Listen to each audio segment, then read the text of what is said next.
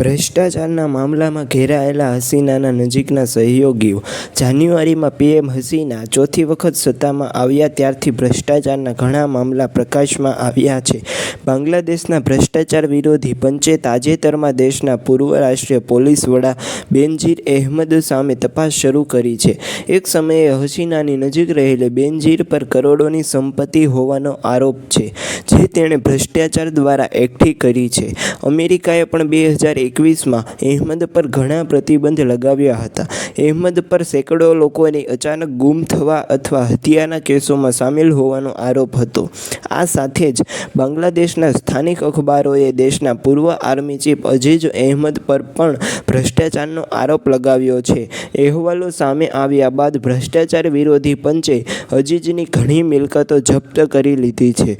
આ સિવાય તેના બેંક ખાતા પણ ફ્રીઝ કરી દેવામાં આવ્યા છે.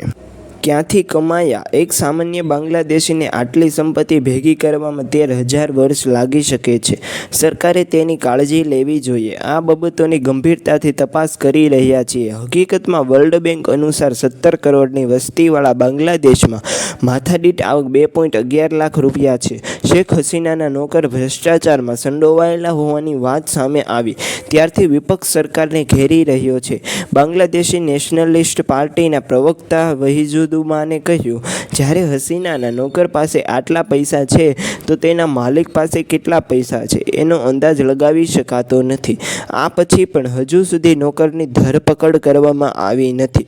તેને હમણાં જ તેની નોકરીમાંથી કાઢી મૂકવામાં આવ્યો હતો. શું એક સામાન્ય બાંગ્લાદેશીને આટલું કમાતા 13,000 વર્ષ લાગશે? પીએમ હસીનાએ કહ્યું, મારા ઘરે કામ કરનારી વ્યક્તિ કરાવવાના બહાને તે લોકો પાસેથી પૈસા પડાવતો હતો. મામલો સામે આવ્યા બાદ પીએમ હસીનાએ તાત્કાલિક કાર્યવાહીના આદેશ આપ્યા છે.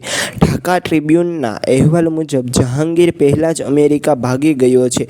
હકીકતમાં બાંગ્લાદેશમાં પૂર્વ સેના પ્રમુખ, પોલીસ અધિકારી, ટેક્સ ઓફિસર અને ઘણા સરકારી કર્મચારીના ભ્રષ્ટાચાર સાથે જોડાયેલા મામલા પ્રકાશમાં આવ્યા છે. આ યાદીમાં વડાપ્રધાનના સેવકનું નામ પણ છે.